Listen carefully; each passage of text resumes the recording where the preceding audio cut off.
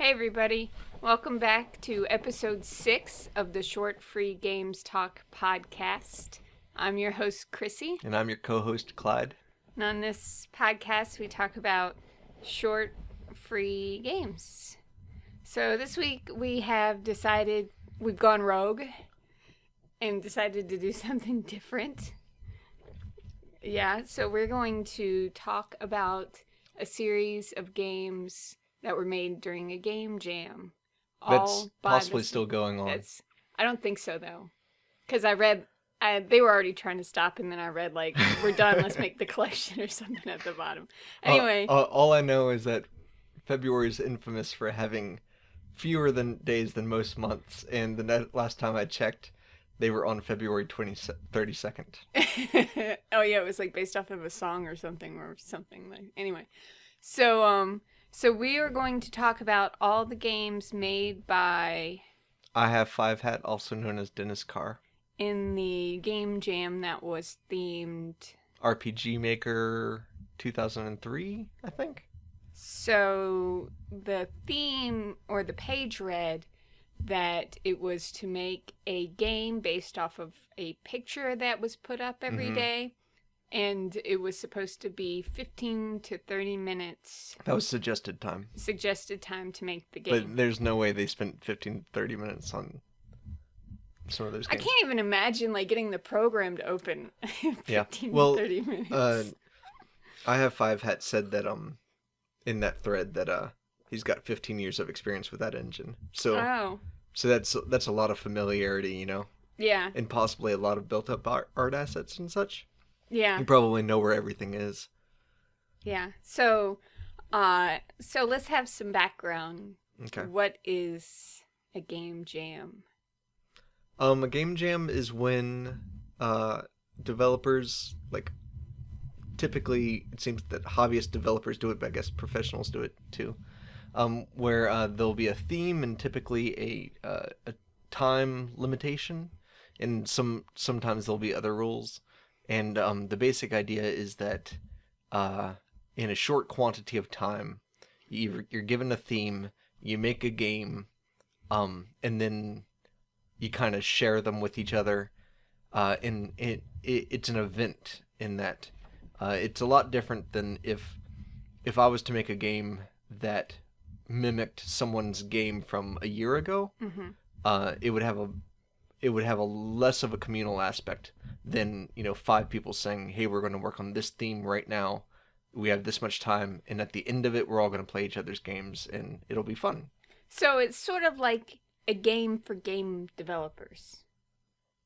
It's largely the event itself. It's a get together.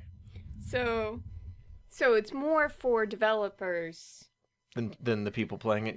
Yeah, I would say so. Well, except for that, the developers are playing it. Right. But yeah, for an outside audience to come in, they're probably not going to get as much out of it. But there are definitely some jewels, as we can see in this particular jam. Yeah, you've made games in game jams. So what is the benefit, I guess? Other than the communal, hey, let's get together. The thing that game jams are really good at giving you experientially is a ability to scope your games much more efficiently, because 15 minutes with a time limitation, and also this sense of low investment. Also, it's kind of like, if it's a game jam game, you're not really worried about not setting the world on fire with this release. Mm-hmm. So when you finish it, your expectations are much lower because you know that everyone else's expectations are much lower. But what this allows you to do is what I keep on talking about scope in games, and I don't think what does that mean? I do a very good job of explaining what that means. When I'm drawing on a piece of paper, okay, here's a really good metaphor. Hit me with a metaphor. All right, if I'm drawing on a piece of paper, I say, okay, I'm going to do a drawing, and, I might section off different parts of it and do drawings in them. But typically, the drawing is only going to be on that one sheet of paper. Mm-hmm. When you make a game, what can end up happening is you start realizing that you need more and more sheets of paper in order to finish the game, and it becomes a book. And so what scope means is being able to understand how large the involvement is going to need to be in order to communicate and complete and execute on the idea that you're trying to manifest.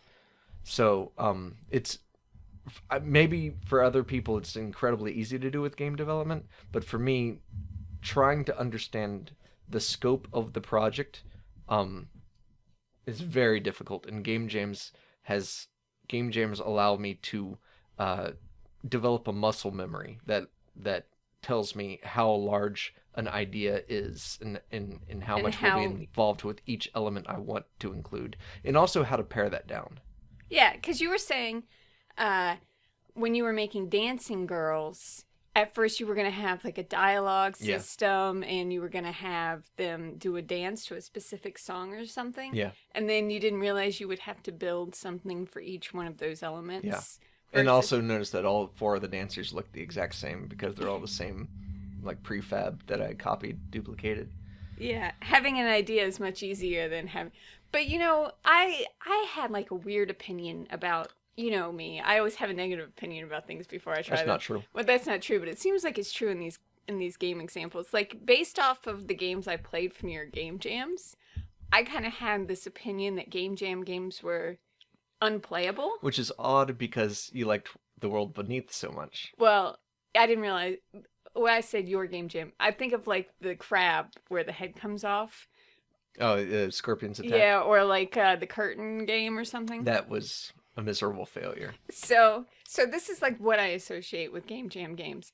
But then when you were telling me like 50 Short Games was a game like a self-imposed, and then The World Beneath, and then thinking about it like having just a few elements in order to represent an idea clearly, and it works really well sometimes, and sometimes it really doesn't work. It's fun to go through. I had a creative writing teacher in college, and she said that her main method that she wanted to introduce to students was that of incredible proliferation. Just keeping on writing, and half of it will, or a quarter of it will be okay. Correct. The English teacher metaphor, which is of course incredibly appropriate, is that a tree that like an oak will, drop many acorns, not all of which will grow into mighty oaks themselves. But the idea is that by throwing massive quantities of stuff out there, you're just going to happen upon, Hamlet, right? Yeah. Yeah. And so I'm glad that we did do this because it was nice. There were some really good games and some games that... Yeah. But... One of our regrets on this is that we're not going to be talking about any of the other participants. Firecat FG and Everything's Taken both were constantly submitting games, and I believe Sergio also... Yeah, that podcast would last forever. Ever. But when we started playing these games, we realized that there were some interesting connections that could be made about I Have Five Hats games particularly. Yeah. And the ability, the idea of associating them and kind of looking for tendencies throughout his work in this game jam seemed so appealing that we really wanted to do a show about it. Yeah, I mean... I think it would have been a valuable conversation because everything was based off a picture. So if we would have picked like one of the pictures and played all the games and then compared them, that would have been valuable too. We should explain that. The based off of a picture part. The prompts for these, I think you might have already said it. The prompts for these games were pictures from the internet. They're suspiciously good pictures for prompts. So I don't know how much involvement was in how random the randomization it was, of the randomization. Regardless, the ends were worth the means because the pictures provided a lot of, I don't even know what I would call it, but sometimes they don't seem to be used completely like dream horses. Yeah. But the one thing I really enjoyed about picking a person and playing, that even the games I didn't, or games that weren't even games, like there were some screensaver kind of games, like even those that I would have just been like blah and went past. Yeah, you would have been like, I've seen everything there is to see here. Yeah, yeah, and I wouldn't have paid attention to it at all. But since we were kind of connecting all of them, I enjoyed looking at the elements that were shared with other games and the similar styles that were shared with other games or techniques that were shared. Me too. So that was a really good part about picking one person. And it's not just a matter of inside jokes, and it's not even a matter of craft either. Like there's some examples where what is it? Shifty lights and bird time. Bird time's not a screensaver. Dream Horses was the screensaver. But bird time and shifty lights both both have the similar same logic to the moving sorry. parts. Yeah, you're right. So it was interesting, kind of like making that connection and then going and pressing escape to get out of it and seeing that in Shifty Lights, I think it is, the RPG character's name is Bird. No, yeah. Which kind of gives some corroboration to that idea. That was a really enjoyable way to play these games. It really did give them more meaning to me as a player, trying to make the connection to them. So I think it was a really beneficial way to play them.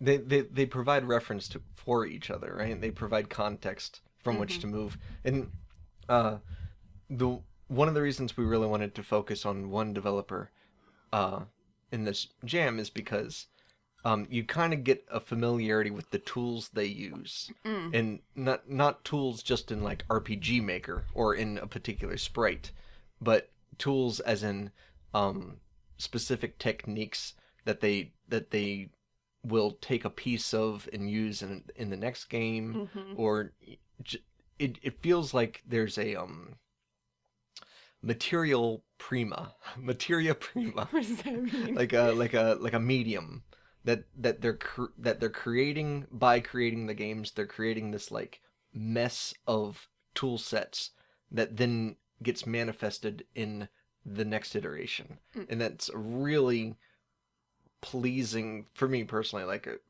it's not just a matter of the craft, it's a matter of the subject matters which continually come up, or the emotions that continually come up, or specific methods. Like there's one I'm really looking forward to talking about, which is the use of music in these games. So do you want to start talking about the games? Yeah. Okay. Do you want to talk about a specific game, or do you want to talk about the use of music in these games? Okay, let's talk about Bird Time since we already mentioned that one. Okay. So in this game, Bird Time, it's funny because I thought it was a screensaver. It opens up and it's like, just relax and watch the birds. Yeah, it says relax and watch the birds. And there's a song. It's like organ jazz. Yeah. Well, it's like playful. Like I recorded this on my tape recorder in a sunny room when I had nothing else to do that day, and I kind of liked what I made. Yeah, that's the feeling I get from it. Yeah, they're like bat-looking birds, and there's kind of a grouping of them, and the outsides are kind of shifting in a pattern of like left, right, up, diagonal. Yeah. And the sky scrolls when you move side to side. Look, is it that the bird sprite itself is a square and it's being rotated 90 degrees each time it moves? I'm not sure, but I know it moves in like a square pattern. There's a jagged 45-degree kind of feel to the movement. Yeah, and when you scroll, if you go out, they'll start back over. Kind of. Yeah, the screen wraps. So if one bird disappears on the outside of the screen, it'll show up on the other side that you're approaching, and all of the birds seem to have some AI that makes them want to get to the center of the flock, but not be able to collide. But they collide I don't with know each other. if I believe that. I know you said that, but the ones in the center weren't doing anything, and only a few random ones on the outside were moving. Well, I think the reason for that is because the ones on the center are colliding with the ones that are around them, and they have no option to move away. So they're just stuck there. I see. Maybe. So, this is what we thought the whole game was.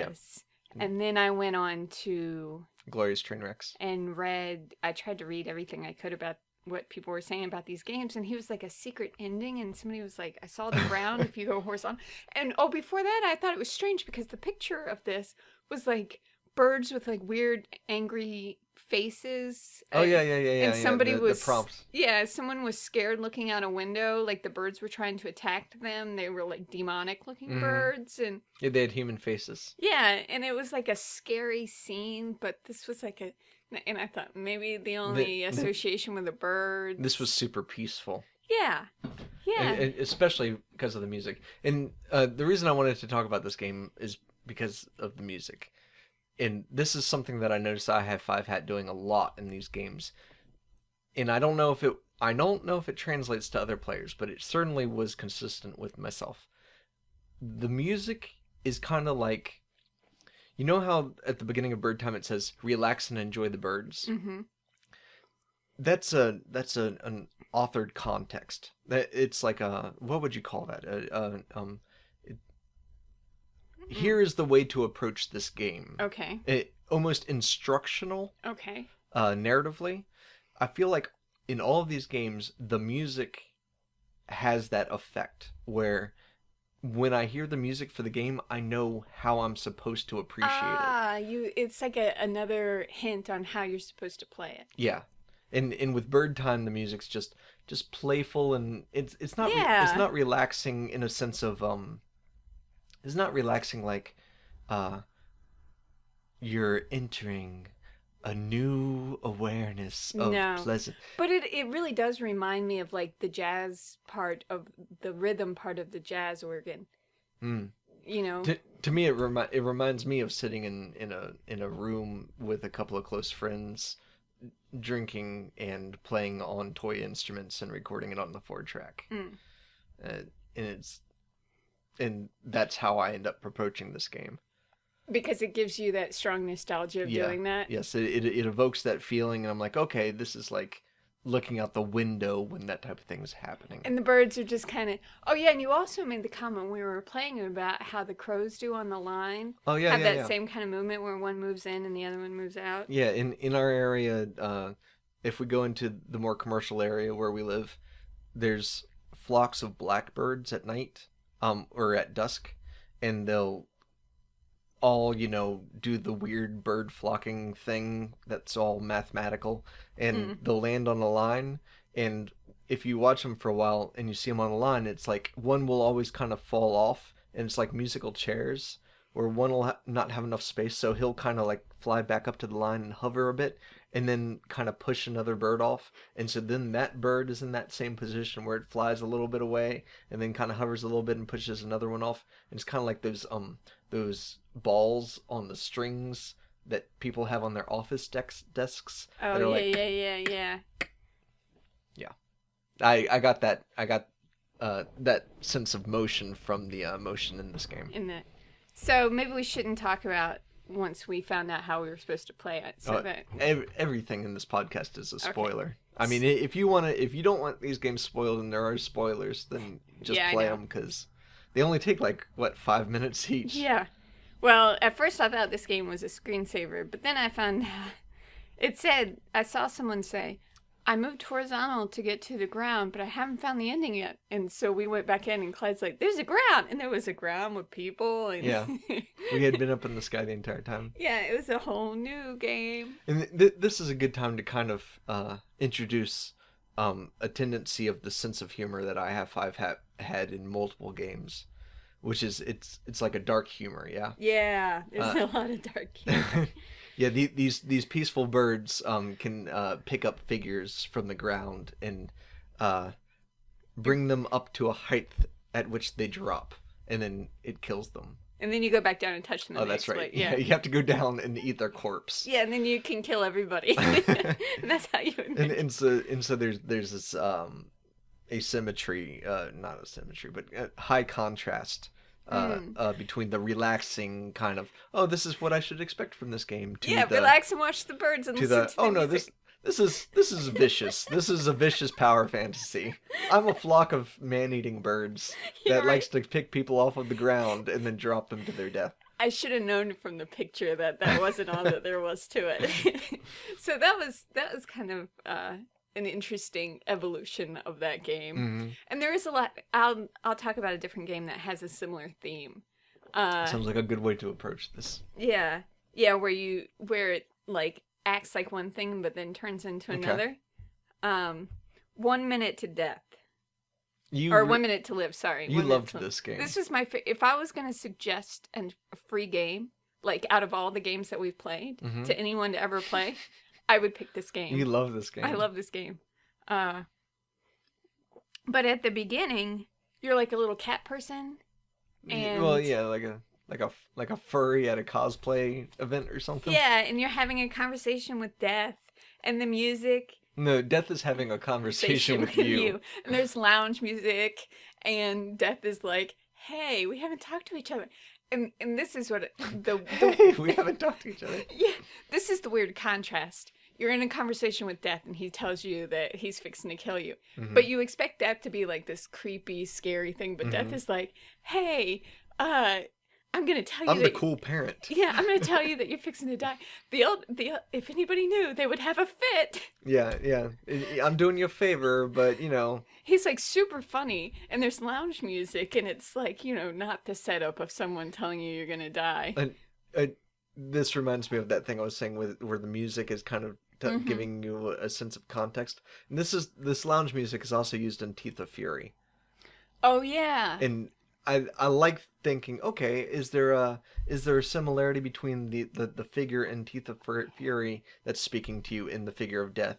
And for both cases, I feel like, you know, one's far more extreme. But in both cases, it's like they have so much authority that they can relax around you. Like, they have so much authority that they can be like, "Oh, you know, I'm doing you this favor, and you know, I'm just this real person with this creepy job. You kind of have to accept my role." yeah. And he's like, "Okay, so you have 1 minute to live. Go make your peace with everything." I mean, I'm not even giving justice to how funny Death is. Right. He's such a funny character. So then you have 1 minute, and you have a clock counting down in the corner. And you come upon this, like, little town, and there's 3 people with stalls, and there's, like, a little graveyard. So I, of course, ran up to the first stall, and you can talk to the person, and I can't remember. I think it was the priest or something. And there's a shopkeeper. I know there's a shopkeeper, a grave site, and... I think I talked to the priest the first time. Okay. And you have some choices that come up, like give them all your money, or ask them to have sex. Proposition them, yeah. Yeah, or / kill them. Mm-hmm. And so I always pick have sex with people in games when it's an option. So I asked, and he turned me down. So then I killed him. And I ran up to the next person. And then I propositioned them to have sex. And they were like, "No, but my wife's out of town, so okay." Oh yeah, that was great. And then, no, but yes was no, but yes is the answer I want from character NPCs in games from now on. No, but okay. And then the second time I played, because I won't get to the third part of it yet. The second time I played, I ran up and tried to get, since I already knew what the sex part was, I ran up and gave somebody all my money for their goods, and I just like got a bunch of goods. And then I killed them, and then I went to the gravestone and reflected. But the other choice was desecrate the grave or whatever. Oh, really? Which I wish I had picked. Yeah, so... Like there could be a possible win state. Yeah, but, you know... And this game seems to be themed largely based off of this. The story of this game to me is there is no win state. Like there is no win state. Inevitability is funny. Inevitability is funny.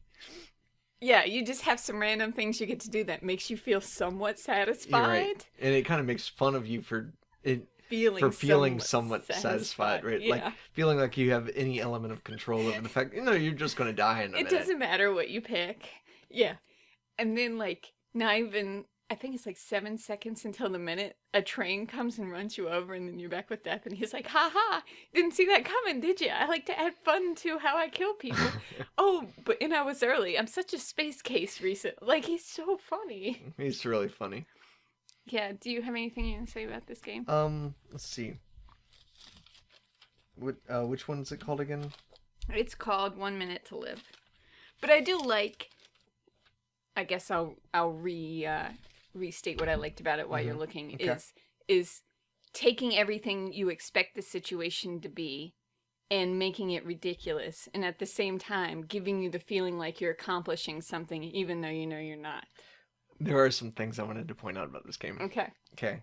So you have 1 minute to live, and that appears from the clock on the top of the screen. And so you become really aware of it, especially during the second playthrough. Yeah. When I watched you play through it the third time, Second time. I noticed that the time continued to move during the dialogue, and I thought that was hilarious. There's something to me about Did you think it was paused? like punishing slow readers, like Oh. but not. It's not an intentional punishment of slow readers. It's just in typical games they will pause the clock during dialogue or cutscenes because it's like a grace they give you. As a it's a time non-slow level. reader, that's never occurred to me. The idea of being timed while I read is incredibly intimidating, especially in a game that is all about how you have 1 minute to live. And you gotta do everything. I also thought that the death mentions that that he has history with you, or he or she has history Oh yeah, with you guys are old friends, but you haven't seen each other in a while. Yeah, sorry that I've been away for a while or something like that. Yeah. Which gives me this really interesting narrative in my mind when I think about it. Like, what's the history between this person and death? Oh yeah. I mean, is this a cancer survivor I'm playing? Like, yeah. Oh yeah. Am I already on kind of like a borrowed time kind of deal? Like, I thought that was a really interesting aspect. Yeah, see, this is like really good microfiction because it can set up so much more than what it actually does. It creates, and it can give you that experience very quickly. Yeah, yeah. And you don't have to worry, like, when you suggest someone else have the same experience so that the two of you can discuss it, you don't have to worry about the fact that they're going to have to commit 60 hours to it. Oh yeah, that's true. It is like I hate calling things gimmicks, as you know, but it is like it gives you a specific experience in a short period of time due to the factors that happen in the game. Yeah. Often in these podcasts, you ask how to categorize these games, and I was re-listening to one of the podcasts that we've already recorded, and my answer to you was they do a lot in a very small quantity of time. Mm-hmm. I think that's becoming more and more accurate the more I think about it. These games provide me with a memorable experience very quickly. Yeah. And especially playing everything from one person, it helps me. I feel like I'm adding on to the same story, even though it's a different game. Yeah, totally. They're all in the same universe, kind of. Absolutely. Yeah. It's kind of like I mean, I don't feel this way anymore about comic books, but at one point in my life, I loved comic books because of their episodic nature, and it was kind of like you can come in at any time and you can leave at any time, and you're only going to be disposing half an hour to an hour during each one, but they're all going to kind of inform each other. Yeah, and this has that same appeal. Yeah, like you can just play one of these, enjoy alone. it, and then alone. But then if you have a collection to go back to, you can start expanding that experience largely, like you were saying. We contacted I Have 5 Hat, and they mentioned that these games are intended to be put into a collection, a digital collection at some point. All together, I think, where you have a single download, but I might have I believe, misunderstood. I get the impression that's going to be a single executable because it seems that one of the inspirations behind this game jam was the glorious, the train wreck marathon of some sort? I'm not sure. Heart pounding train wreck marathon, I think. Oh, is that the thing you were looking up on what it was based off of? Yeah, which is where Firecat, FG, and Everything's Taken made a large quantity of games and then put them into one menu system where you end up selecting games from the menu kind of in an accidental nature. And they are a bunch of small games. Stop. They're a bunch of small games that you're kind of like getting pieces of, as in when I go into that executable, I'm going to play 3 games, not 1. But I'm also not going to play all of them. Right. Okay, so do you want to associate another game with this game? Oh, I don't know. Yeah, maybe let's just approach another game, I guess. Okay. So let's talk about the game you seem to think was really funny, Divine Intervention. I liked Divine Intervention a lot. I grew up Christian, and so I think that this game had a lot more resonance with me. Yeah, than me that did not. So when the title screen is some god rays coming out of the sky, and it says Divine Intervention, and it's, if in the church I grew up in, this is what when you walked into the sanctuary for the after Sunday school, we'd walk into the sanctuary, and there would be ushers, which are 2 people on the different sides of the door, and they would hide you a little pamphlet. They would hide you? I mean, hand you a little pamphlet. Oh, I was like, this is getting good. They would hand you a little pamphlet as you're going into the sanctuary for the what do you call it? The actual church thing where the pastor gets up there and sermon type thing. So the church service. And it was always really fascinating to me that we would have these color photos, and they were all like kind of like, they looked like greeting cards. They were color? Yeah, they were in color. Oh, they paid some money for that. Yeah, rich people church. That's right. So we would have color photos of what looks like a greeting card, basically. So in it was an just inspirational an quote. Yeah, and then you open it up, and then it tells you the order of the hymns. Oh, okay. And what the sermon's going to be about, and it might like tell you, you know someone's name who's sick and needs prayers, that type of thing. So these were disposable. But they were colored. They were colored, but they were these interesting kind of relics to the ritual experience. So I was always, church is fucking boring. Yeah, so right. like I spent a lot of time staring at that color photo, and they look pretty much like this, like the screenshot of Divine Intervention, which also becomes the backdrop, the scrolling backdrop for the. Well, that's not what happens at first. What happens at first is like, you're a bird. Oh, was there a picture there? There's a I picture didn't for realize. the start screen, yeah. Oh, okay. And so that was one of the religious. I can't remember what that picture looked like. It's a cloud with rays of light coming out of it. Oh, okay.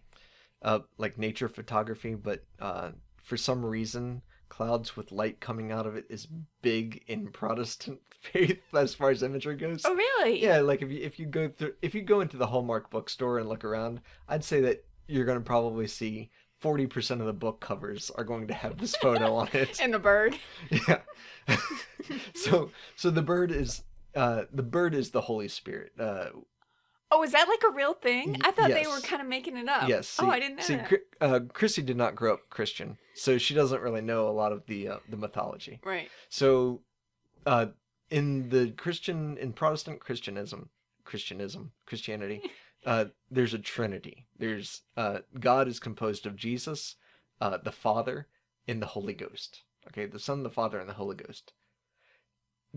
God is all of 3 parts. Okay, yeah, I remember hearing this. All right. See, I remember I had that hypothesis. It was like the past, present, and future kind of thing, but I don't know if that still works. But go ahead. That sounds interesting. Okay, but keep going.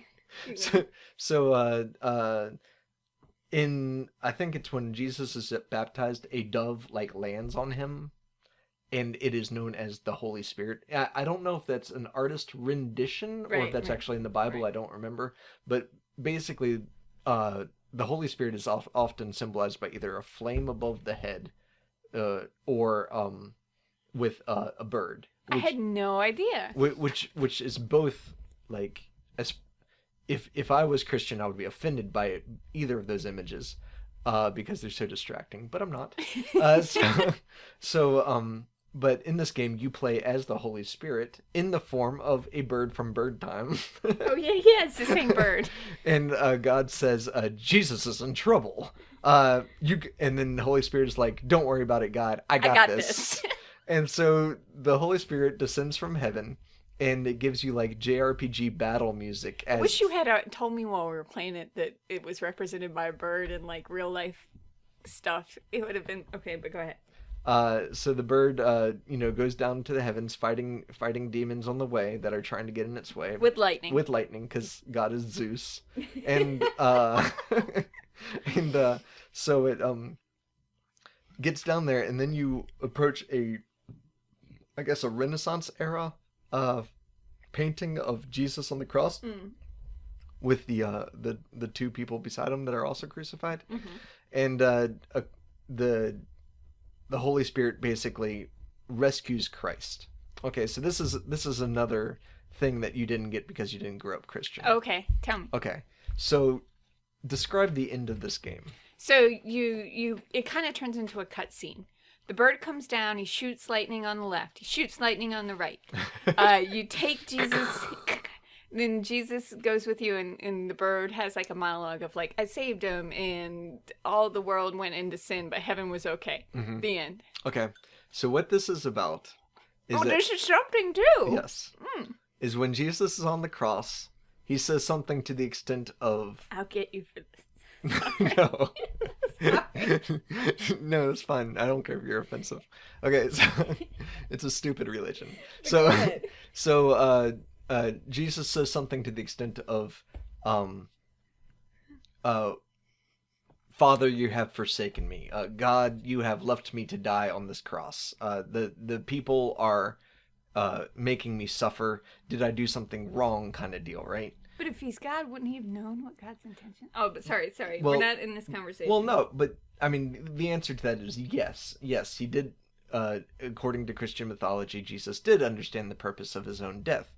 But I think that for me, what that part of the Bible is about is saying that he was truly suffering as a man. So he was saying, you can't be fucking nailed to a tree and be like, I'm down with this. This is all right. I'm doing my job. Like, no. Hey, everybody. At some point, you're going to be like, this fucking sucks.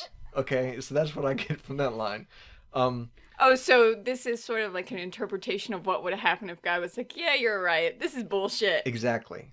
So, okay. So the death and resurrection of Christ is incredibly important to the Christian mythology, and it is what makes Jesus a big deal, because Jesus is an innocent sacrifice that was killed because I have no idea why, but apparently Yahweh requires that things be killed so that things don't go to hell. Okay. So, but let's not go too far into this. But my point on this is that Christianity, there's a huge amount of severity put on this action of Jesus dying on the cross for your sins and cleansing us all because of his suffering. Okay? Right. In this game, the win state is no. Holy Ghost manages to save Jesus right in the nick of time. All is okay. Everything's okay. So basically, the win state of this is that all of humanity is damned for all of eternity. Congratulations. I thought that was really funny. See, I didn't know why you thought it was so funny. I didn't have all the references. Yeah. But, I put it in the same category as like making serious things seem ridiculous kind of thing. And it feels that way, but it's so much funnier knowing all of the context. It is taking arbitrary authority far enough that it becomes absurd. Like that is one of the senses of humor. And this would probably be a good time to go to Teeth of Fury. Okay, let's do it. So Teeth of Fury is a lesser example of this, of that authority, because it's a dentist. Okay. When I was working in Sears in Hawaii, and I was talking to someone who kind of reminds me of you and their attitude towards things. What is my attitude? You see through bullshit really well. Oh, okay, so nothing bad. So, and they were talking about how they need to go to the dentist, and they were getting quotes from the dentist, and I was like, quotes? You're gonna like you're calling multiple dentists and asking how much it's gonna be? And she goes, they're nothing but glorified salesmen. And the thing is, I have to go to them because no one else is going to work on my teeth. I love that sense of authority. Like, it's very realistic. It's like, yes, dentists are necessary, right? Right. But they're not necessary. It's like there's a certain What do you mean they're not necessary? they Who are. else is gonna work on your teeth? Well, you could lose your teeth, suffer, get sick, and die, right? Like, I mean, they're not necessary. They're a certain level of luxury. It's just that they're a very foundational level of luxury. That you take for granted. That you take it for granted, and it becomes a sense of authority. And so, to me, Teeth of Fury is largely about the dental authority. It's not necessarily a bad thing. It's just a tendency socially. Which is funny because to me, Teeth of Fury was, again, making a serious thing funny. Like, in this game, the plaque on the teeth are like out of control, and you have to shrink down as a dentist and like kill the teeth. Mm-hmm. And it's funny because like they become sentient. Yeah, plaque is actually pretty dangerous. It can hurt you. Like Clyde forces me to floss. Like, and so I think it's like taking something that is like, how can it really be dangerous? Like, no, it's not really going to hurt you. We don't really have to floss. This is stupid. Why would it really be that bad for you? I felt like it was like making fun of the idea that something so small and so insignificant, banal. Really has that much power, but it actually does. There's a disconnect with, things like statistical understandings and, good habits and car wrecks. Like, you know what I'm saying? Like, one of the things about video games tend to, and this is not just video games, this is TV, and this is movies, and this is all narratives, that there's a tendency to focus on the dramatic, because it's easy to identify. It's easy to say, that guy got shot, that's important, that's severe, that's going to really matter, compared to a story where the main conflict is that they end up with gingivitis. Like, those are the things that actually affect a lot of us in luxurious living. But they're never really depicted as not serious, but like visceral. It's an inconvenience. It's not a real danger. It's something you have to prevent through routine rather than through martial arts. Okay. Yeah. And so it's interesting to see something of that ilk treated with a JRPG style battle system of any sort in a video game. And it kind of like it takes all of the associations of combat in video games and places them on dental hygiene, which is fucking funny. Like, it's pretty ridiculous. And it is funny to think about like something dangerous that isn't really a danger, and you have the power to stop it as a dentist. Like, what the fuck? I'm a dentist. It's like being a fireman, right? Yeah. But then in the end, the dentist wasn't strong enough and it won. Yeah. So Spoilers. And the other game, there was another game that was like that. In what way? Like what? Nail Gazer was the same kind of thing. Only because, but you didn't have this association. Is this hygiene? Yeah, well, health. Okay. Like, there was so many health angles in this kind of thing.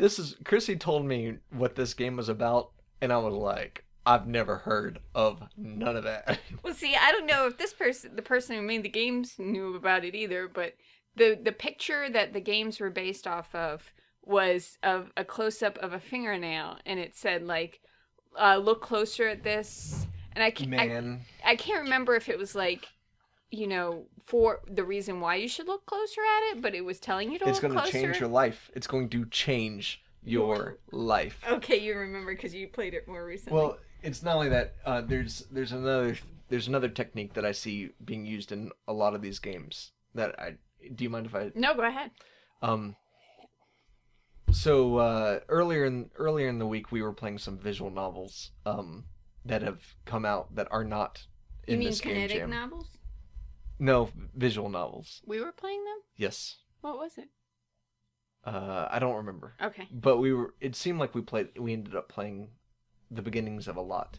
Oh, yeah. And one thing that struck me about them was that when you press enter in order to advance the dialogue, Mm-hmm. it would give you a nice little a sound that tells you that, like an iPhone sound. Like, oh, you pressed the button, like a click.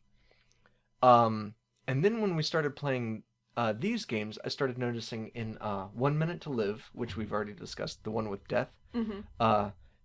every time you advance the dialogue with death, it's a fucking bell toll. Oh, really? Yeah, it's like boom, boom, like, and it provides such voice to it. It's like this is what's talking to you. The associations you have with a bell toll, like cinematically, I love that. I think that's really clever. And in Nail Gazer, you're typically not going to get much sound when you advance through the dialogue, but so it goes something like, "Hey man, you should totally look at my nails. Like really look at them, man," because it's like the way I read the voice in that game is it's kind of like a stoner telling you, Hey, man. "Hey man." So you're like, "Why would I look at your nails?" And he goes, "Because it'll change, boom, your boom life, boom." Like every time you press it, it's just one word, and it gives you that percussive element. I think the use of that is not to be taken for granted, because when we were playing the visual novels earlier in the week, I wasn't engaged at all. Even though this was largely And you just kept advancing talking through about how dialogue. important sound would be to help create the engagement. I remember you talking about that. And you're right, it does focus you on each word when it makes that noise. It gives it this awesome tone. Mm. Okay, so I guess we should continue talking about what Nail Gazer is. Oh yeah, so in real life, what the picture was about, or what is associated normally with looking deeper at your nails to change your life, is that you can diagnose different sicknesses from the color or the texture of your nails. An example? An example would be is if you have like little holes, like little pock marks in your nails. Pock marks? Like, what do you mean, like eaten through? Yeah, like if you have like little dents in them, it can be like, I read, because I... Dents? Yeah, or like, let's do an easier one. No, I want to know about these pock marks. Then it's psoriasis, you would know. Do I have them? No, you don't have them, you would know. Like what? How would I know? Because it's obvious. I'll show you a picture when we're done with the show. Okay. Another one was if you have white, if your nails are mostly white. What was it, like diabetes? I don't remember. Really? There was a ton of them. Yeah, I was reading them to you today. Well, I wasn't listening. Yeah.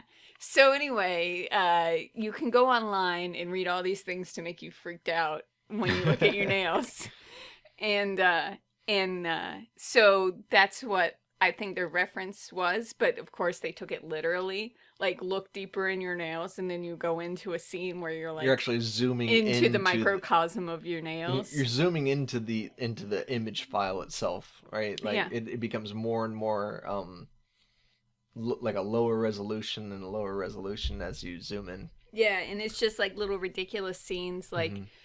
they're the horses. They're the same horses from a different... When we saw the horses, like... So when you gaze into the nails, you see, like, horses. Just horses roaming around. Well, no, they roam in that pattern. See, this is the thing about talking about one specific person's games. They all move in that same pattern. Oh, you want to talk about this pattern? We should go ahead and talk about this pattern. This pattern happens in every game. Not every game, but almost it happens in a lot of them. Yeah, it's like the same pattern that the birds had in the bird. No. Yeah, it's like that left, right, up, down, side to side. No, both of them are grid-based, but I think it's distinctly different than the bird thing. This is going to be something that we'll never agree on now that I realize it, because... Never.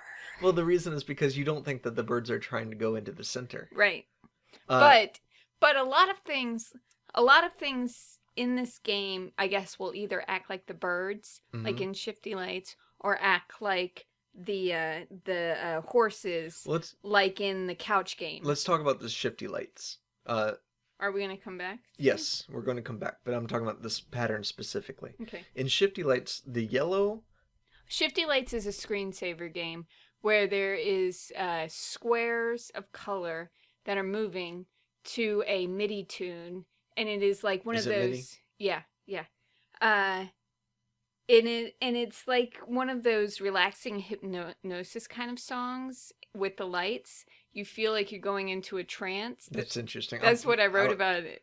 That's interesting. I don't remember what the music sounded like, but I enjoy your description. Yeah, I read that it was like a MIDI tune, the kind that you associate with like the square moving, like you're going into a hypnosis and you're watching this and you're relaxed. There's like almost like this beach sound, like waves crashing in the background.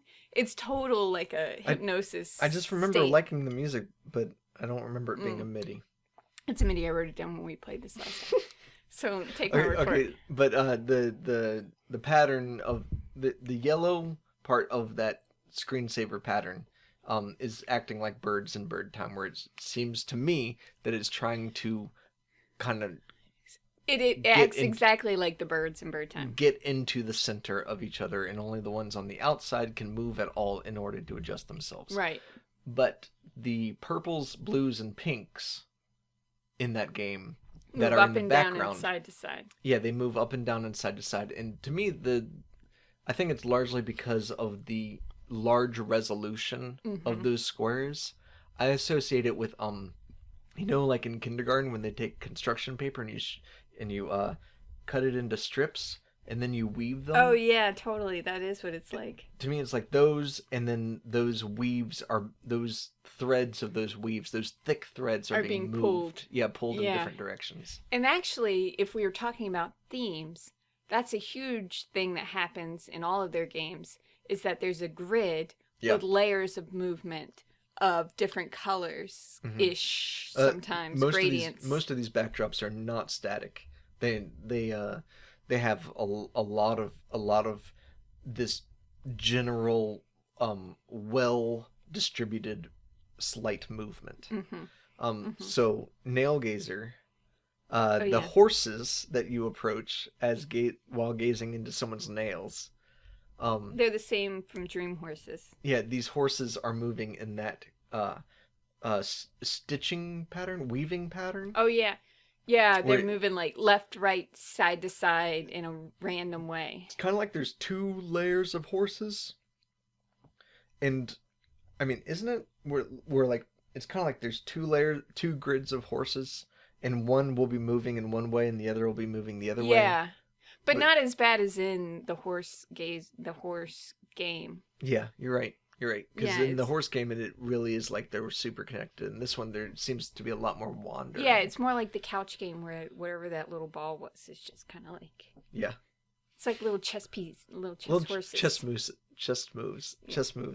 So, when I saw the horses, my immediate reaction was like, this reminds me of a Kurt Vonnegut story. Oh, yeah. But I tried to look for it, and I found nothing. Like, for some reason, I had this Do you remember anything about the story? Well, let me tell you about my false memory. Okay, tell me. For some reason, I remember a Kurt Vonnegut story where it's like, they examined something very, very closely. And maybe it was... What's the one where the Chinamen shrink themselves? Slapstick? Did that happen? Is it I was slapstick? going to say not. I don't remember. It's been too long since I've read all this. There's one of the stories where China develops that doesn't happen in Slaughterhouse a technology that shrinks themselves so that they can increase their population. And so what ends up happening is, spoilers for Vonnegut, what ends up happening is that they shrink themselves down to a small enough size that they become a disease because they're microorganisms that start infecting people. Then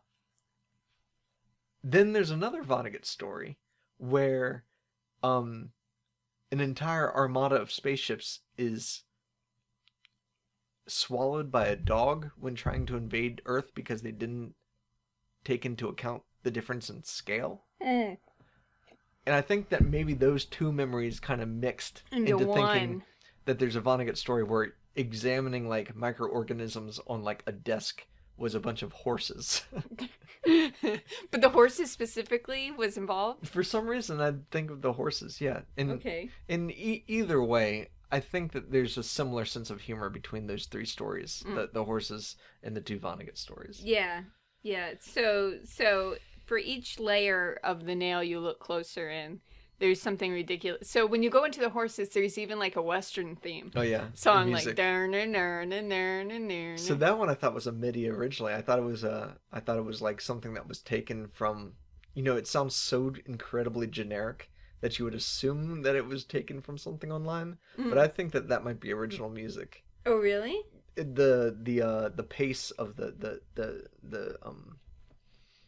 what do you call it? The intonation of the notes suggests to me that it was actually recorded, which is kind of cool to me. So you go through that, and then what's the next? Oh, Cat Cafe? No, that's last.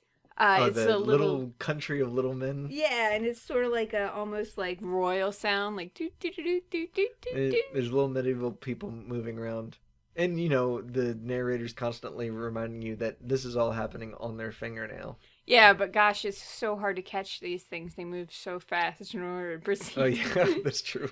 And then you end up in a cat cafe, where cats are partying. Where cats are partying. We enjoyed that one because we have a fantasy of going to Korea and going to a cat cafe. Yeah, it was really cool. And then And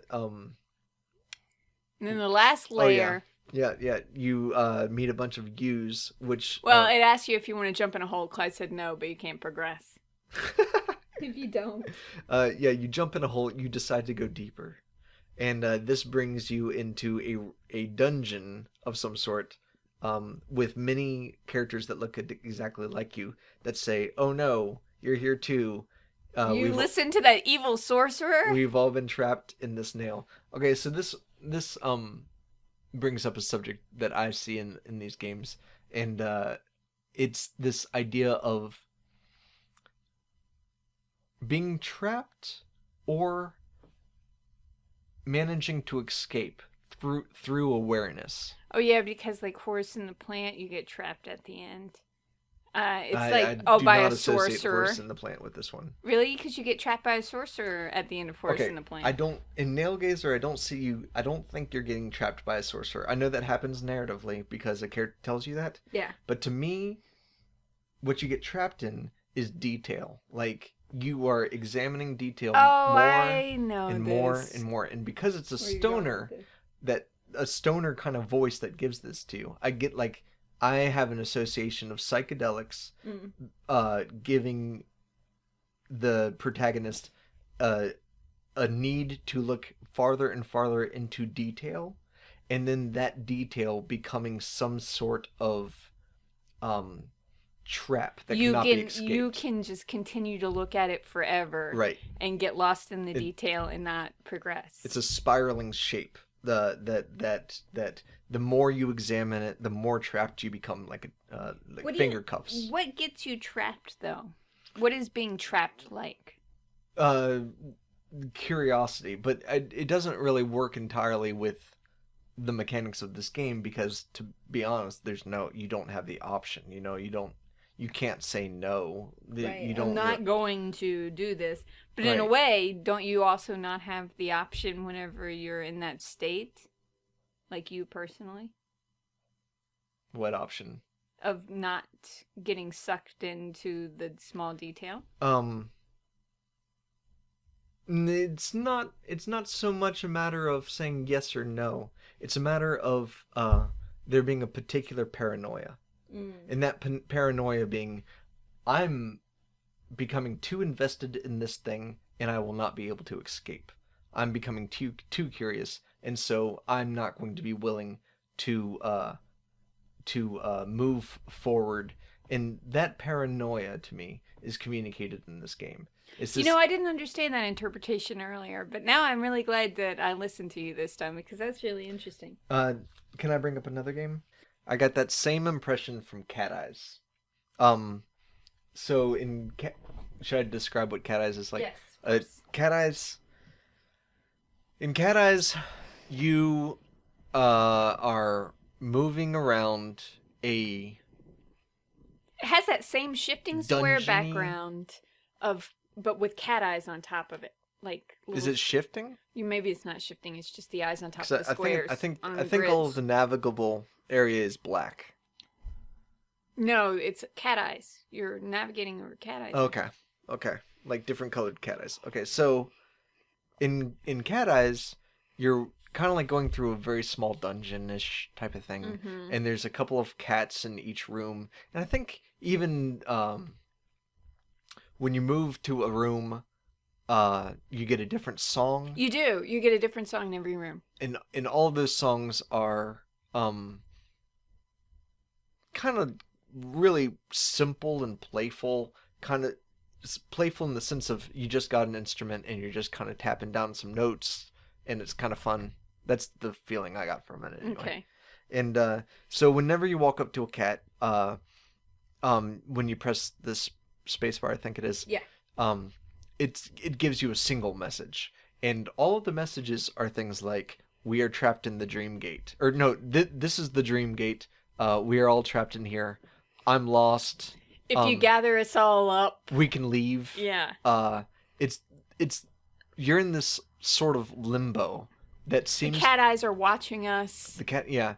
And the way I interpreted that limbo was that you're in a particular awareness state. So see, I thought it was asleep. Well, it is because it's like at the end of the game when you're successful, the win state is, it says, and you woke up and everything looked different, right? So I feel like in a way the Nail Gazer game, where you're going down deeper and deeper and deeper and then becoming trapped in this dungeon of awareness, like you can't see outside of the detail, and you're trapped there. I kind of feel like that's where Cat Eyes starts. Is like you're kind of like in this Okay, so you've fallen into the hole of being in the thing, and then Right. Cat Eyes. In the way you get out is like by, kind of like, well, in the most simplistic symbol of this, like through love. Like, Oh, yeah. Like you if we all believe. if we all And clap we our all- hands yeah. together and we all like kind of like, if we do, no person left behind kind of Right. show our compassion for each other and Our develop faith will carry love, us through. we will wake up out of this trapped awareness. Is there anything you want to talk about Cat Eyes? I want to move to something else. Oh, go ahead. I didn't have anything to say about Cat Eyes. Unknown Planet. Okay. Unknown Planet also gave me this kind of sensation, but it's a different angle on it. So in Unknown Planet, you're a little colored cube that navigates an abstract gridded environment. But you have gone to another planet that has been sending radio that's right. waves that nobody believes is inhabited, so you're going to check things out, right? Yes, and this is what Chris is describing there is the exposition that happens at the beginning of the game, which is done through lines of words, and that's another excellent example of using a there's a word for it, a sound that is used to kind of like Punctuate? Yeah, there's a word for it. I don't know. Know. Stinger. Is that really the word? I think so. So there's a sound being used for each advancement of the lines. Okay. And it's kind of like boom, boom. Is boom. it really? Yeah. I didn't go back and play this one, did I? And so what it ends up communicating to me is again this sense of like Important. This is epic. This is epic. The first time I played it, I found myself reading it with the "in a world" voice. Like, oh yeah, we got signals from a planet. You kept saying there's going to be a title screen. Yeah. It's like from a planet, boom, distant, boom, far away in space, boom. Yeah, it was like that. We received radio signals that seemed to give some amount of sentience to them. Boom. Boom. and then I'm like, I told Chrissy, I'm like, I'm just waiting for the title screen. Because he was reading it in that voice. And then it says, and so I decided to go, boom, to the unknown planet. There was the title screen. The second time I read it, I actually got it more of like, more of a sense of like, a narrator at the beginning of a movie rather than an actual trailer. Oh, okay. Kind of like, we thought that we would know, boom, but we didn't know. Boom. You know? But It still sounds like trailer music. it's true. It does. You're right. I did that no justice. That argument just completely fell away. I know. It's like, thanks for making that. So you end up in this abstract environment as a gridded environment with kind of like dirty pastels that are low resolution on a grid, but there's a lot of symmetry involved. Some of the screens don't have symmetry, but it is like an explorer kind of game, because each room that you go in looks different-ish than the other one, and you have limited movement. Almost like a quilt, How so? Not the movement being like a quilt, but the levels kind of look quiltish. The only one I really remember, well, there are bright colors and squared patterns, but you go into the one with the water and you can't go into the water. Right. And then I can't remember where you go after that. You go through this like cave kind of area, and then you go through the village. Okay. And then you go into the But see, for me, building. this game was hard because there was so much traveling and so little feedback with the traveling. It was too much traveling for me to keep interest. It's like there's a punchline at the end almost, or well, there's like a reason. Yeah, there's like a beginning and an end, but there's nothing in the middle that connects them, in my opinion. This is something that me and Chrissy find ourselves disagreeing on, because there's something about the actual mechanics of this game that yeah, really he was like, me. you really have to move around in order to experience the game, but it didn't benefit. I think we might be able to talk about the dress right now. I think that might happen. Is this gonna happen? Is this showing our different perspectives? Well, because when you're saying that, I'm like, you know what? What if fucking those colors that are used in this game make it so that you can navigate it easily, and I have a hard time? Well, I watched you navigate it. I knew what the boundaries were. Maybe that's why. Well, no, because even when I go back and play it the second time, it was super easy to navigate. It's not that it's like I don't get stuck, but it's every time I play that game, okay, so I need to describe the visual aesthetic a little more to explain what's going on here. Okay. So the screen is composed of squares that are the same size as the player. And those squares might have, 2 in a row to create a pattern. But there's no identifiable objects in this game.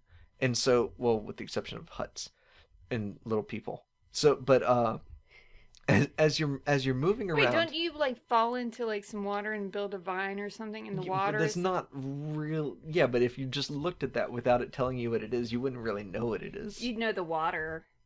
No. You don't think so? It looks like you're separated by water. Oh, you mean the blue to the left? Yeah. Okay, yeah, that's fair. But as you're navigating around this game, it's like you're kind of moving through channels from a top down. It's kind of like you're top down moving through a labyrinth of a sort. And the thing is, you can't easily distinguish what is a wall and what is navigable space. And this is really appealing to me because I don't know why, but how can you not tell?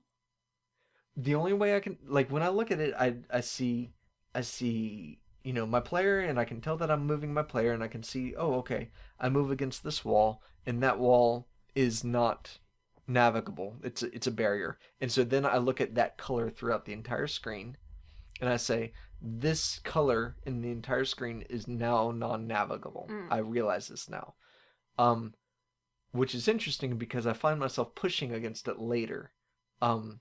It's like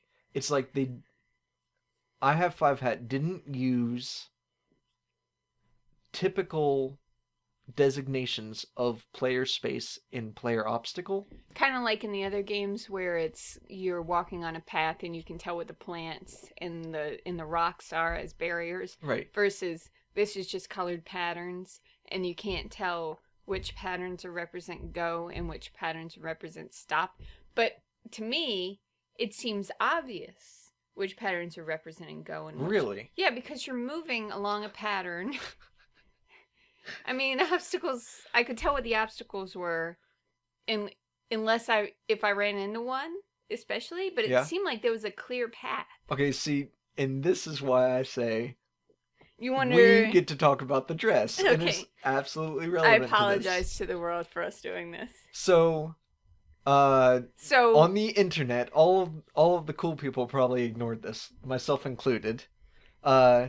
On like Twitter and shit, you know, everyone's talking about the fucking blue and gold dress. So I keep being like, what's going on with this dress thing? And I like to watch YouTube videos through the Xbox. Everyone refers to it as the dress. They don't talk about the actual color of the dress when referring to it online. So I'm like, it's just white balance. I'm like, yeah, it's just a matter of white balance. Like I looked at it and I said, oh, that's like with one of our old camcorders. When you take a picture of something under fluorescent light, you're going to end up with bad white balance unless you readjust it. And that light blue is white. So I'm watching YouTube videos on the Xbox, and I come across one with this dress, and I'm like, wow, I keep seeing people talk about this dress. Let's watch this video. And Clyde's like, haha, white balance. Yeah, I'm like, why are people talking about this dress? It doesn't even make any sense. Like, why are they so interested in white balance? And I think this is when I was like talking about it being black. You said that it's black and blue, and I'm like, and I didn't even understand why people were saying the words black and blue. Like, as I'm looking through my Twitter feed and people are talking about the dress, every once in a while I see people say black and blue, but I have no idea why. And like, this is where Clyde never has occurs a to me. fit. I'm like, did you just say that dress is black and blue? Like a literal fit. And we ended up having like an hour long of... We even watched a BuzzFeed video. We watched BuzzFeed. Times got tough in this house. So you wonder if this is us having a different view of colors and correct. Patterns? Because you seem to be able to determine the path easily. Yeah. Whereas when I play this game, I do not determine the path easily. Because Clyde was like, you'll think different about this game if you actually... Because we take turns controlling it and the other one watches. So he thought that my disinterest in the area in between the beginning and the end was based off of me not controlling it. Right. So I took a turn controlling it and just went right through it. Right. And then I didn't understand. It's not even that I can't... Like, okay, so when I run up against a wall, I can see that it's an obstacle, and I can see that color throughout it, and I know that it's going to be consistent. But for some reason, I find myself wanting to go into every part of the navigable space and pressing against every one of those tiles. I don't know why. Really? Yeah, it's like I'm a fucking cat, and like you're moving something in front of me. It's not every game either. This particular game makes me want to push against every obstacle. That's so weird. And experiencing that art in that way is really... Yeah, I can see why you were much more excited about this game than I was. So my main point wanting to get to this is that narratively what happens in this game is that you go to examine radio waves that are sentient, and then you end up basically... They kind of capture you-ish. Yeah, and they ish is a good... And then there's a tribunal, and then they determine that you are to be turned into radio waves. Where you're like a god now. Where you're a god, yeah, and there's an epilogue where you as radio waves are communicating to the world that you should also come to the siren's call, right? Kind of lonely. And enjoy being radio waves, and how... Okay, so the reason that I think that this is related to Nail Gazer and to Cat Eyes, is because the end state of this game is that you gain a type of awareness that changes your entire being. Okay. So, that's interesting. So to me, that is a theme throughout multiple of these games from this game jam that I found myself really attracted to and fascinated by. I can see that. Okay. So let's see if there's another game like where you gain awareness. I mean, maybe not really. from looking at the list. When we were going through like possible categories of the game, I was considering that. I think the best possible, I think Couch Friends is going to be the closest. Yeah. Okay. So in Couch, I put this in the bad poem section. Couch Friends is so good. It's funny. It's almost like a screensaver, except for you press the space bar to go through it. It's kinetic. But the background is always pretty much the same. There's the birds that saved Jesus, and then there are like flies. Flies. And then what looks like, to me, it's like some sort of cracker. And then there's like these red balls that move in that bird or in the horse pattern of like, the chess horse. You saw red balls? Yeah, or like I don't know what color they were. Well, dark balls. The darkish red that I saw in that game, I assumed was kind of like just a fabric texture. Well, the last time we played it, I saw the movement of the ball doing the horse movement. What color do you visualize the couch being? Red. Okay, me too. Yeah. But it was like similar to the couch color.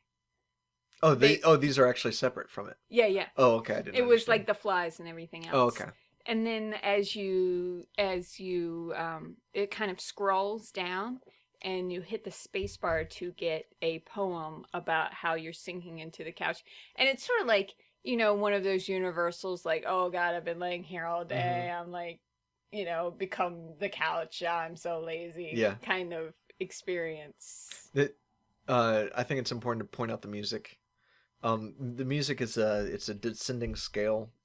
Very slowly. Oh yeah, I wrote droning kind of William S. Burroughs music. It's kind of like da, do, do, do, do, and it continues longer than you would expect it to. Yeah. And so as the screen's sinking while that's happening, those two elements really play well to complement each other. The music really works in this game.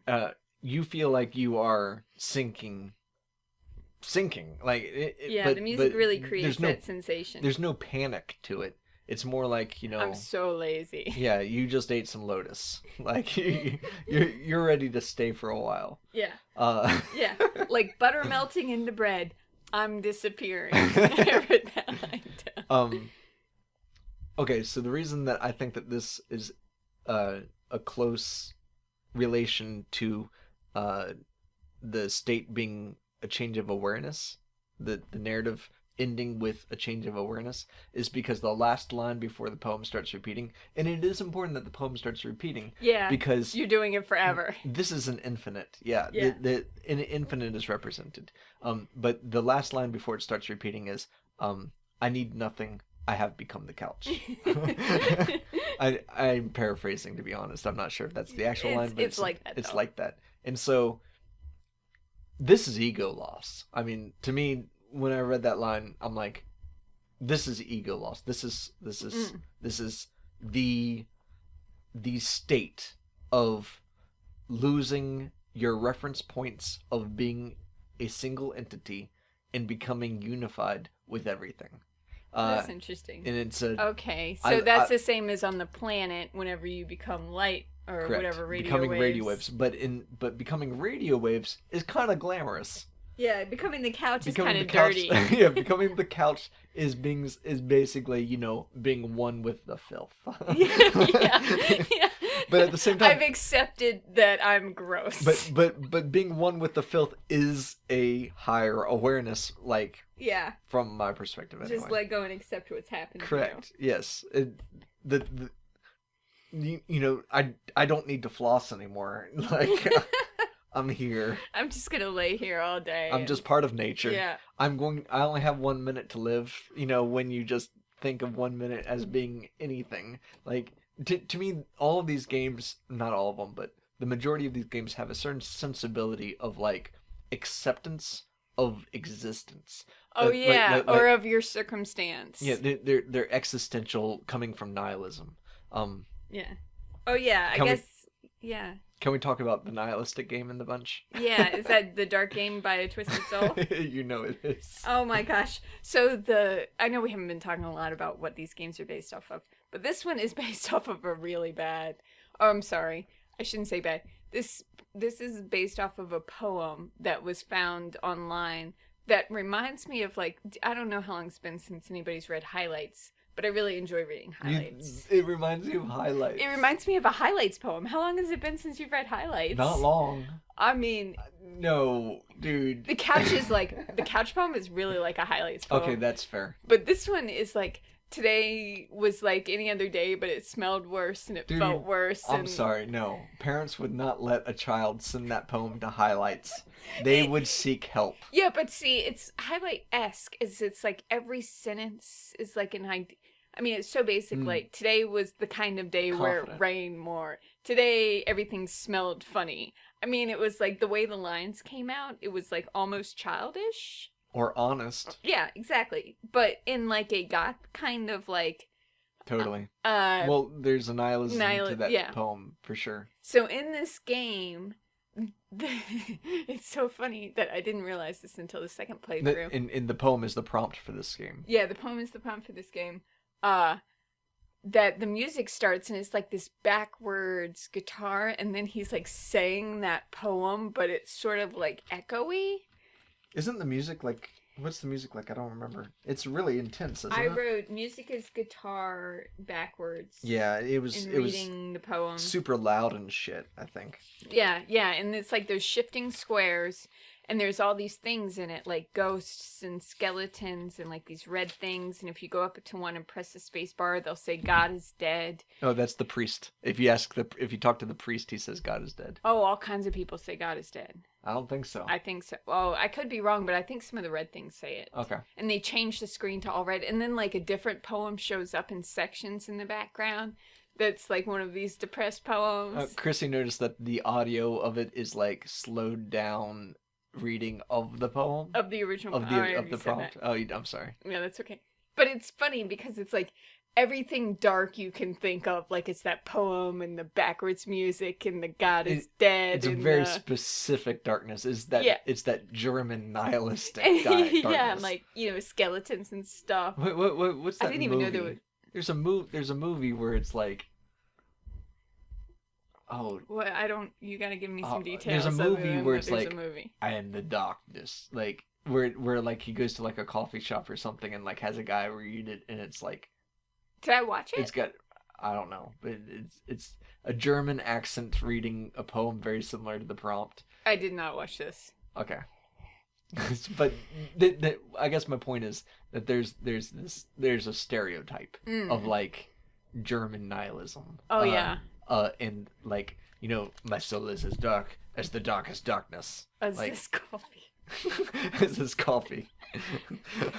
And I feel like this game is kind of making fun of it a little bit. Oh, for sure. Yeah. It's like they tried to think of everything that they could put in it. Yeah, but guess what? This game's made fun of it in such a way that can only be made fun of it by someone who's actually experienced You it. think so?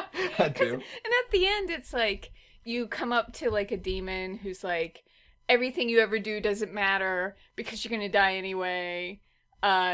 So that's the end. Mm-hmm. It is typifying nihilism like to such a stereotypical degree that it's like funny. Yeah. There is something I want to talk about with this game. Okay, what is it?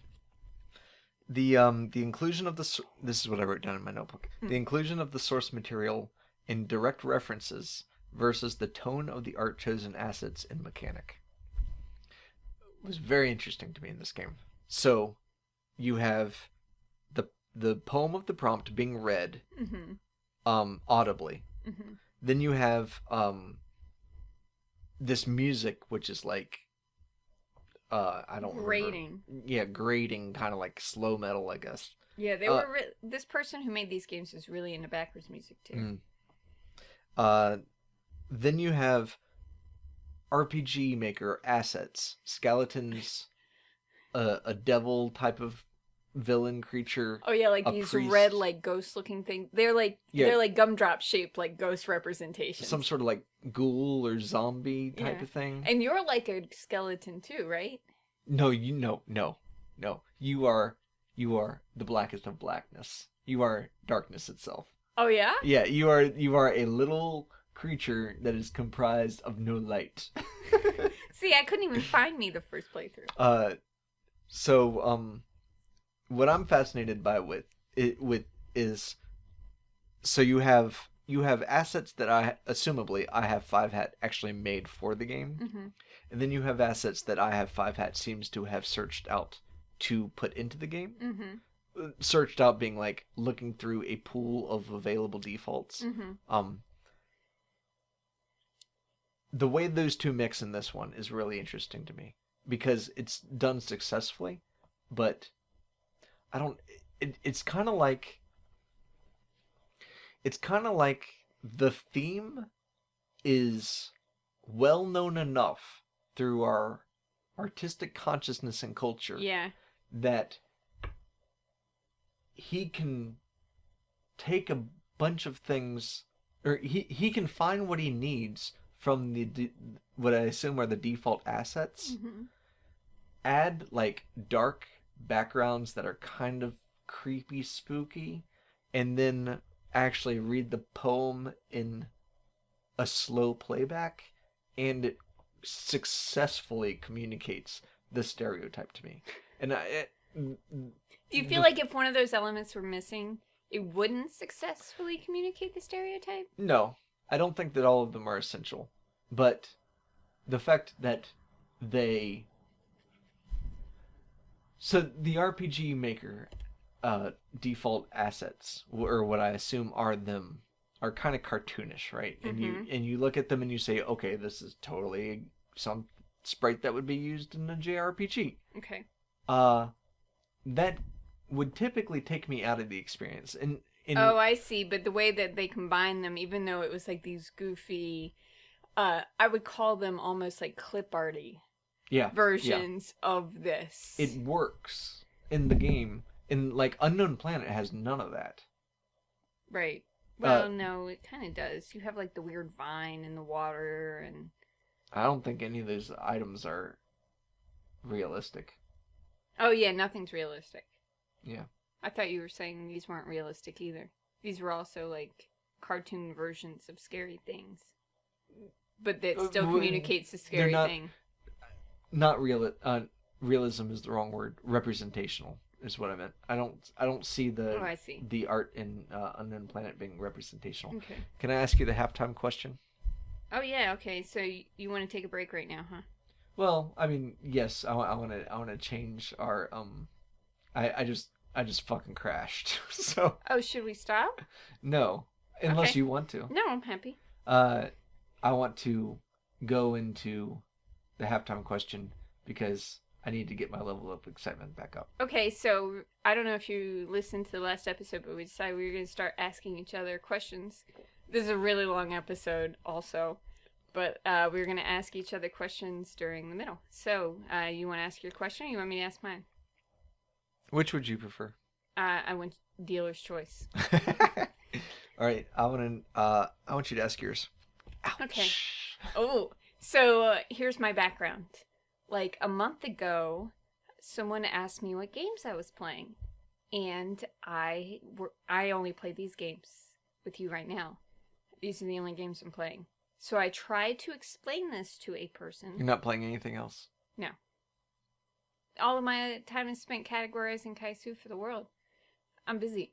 So I tried to explain these games to said person, and I left them with a negative impression, not on purpose. I was actually trying to say, like, how interesting they were, but...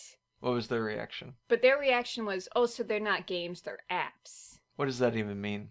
Like, you're not playing something. It was right after we had played City Lights and Ephemer. Okay, so you were... Oh, so and I used those as examples. So they were saying it's a screensaver? Yeah, they were like, you're not even playing real games. And they were like, I only played top 100 games. But see, I'm in the mood to challenge that. Okay, but you gotta listen to my question. Okay.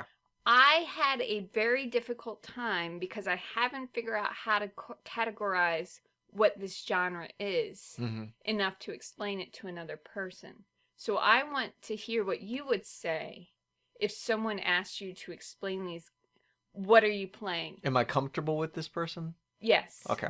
And I don't have to worry about hurting their feelings? no, and I want to honey, and I want to leave a good impression. I don't want someone going away from me talking about these games thinking that I'm just... Because at first they were like, oh, like indie games? Nope. And I was like, no. I want to know how to talk about it where, at least even if they don't want to play them, I haven't left a negative impression.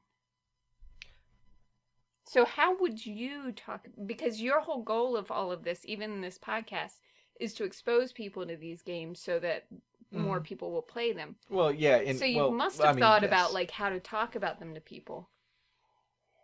No, I haven't. I haven't thought about how to talk about them with people. I have thought about how to accept them myself.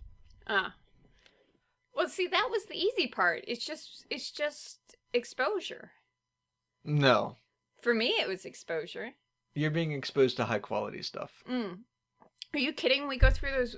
I mean, I'm not going to give examples, but we go through those Warped Door games, and a lot of them are broken. Well, yes, that's true. But the ones that...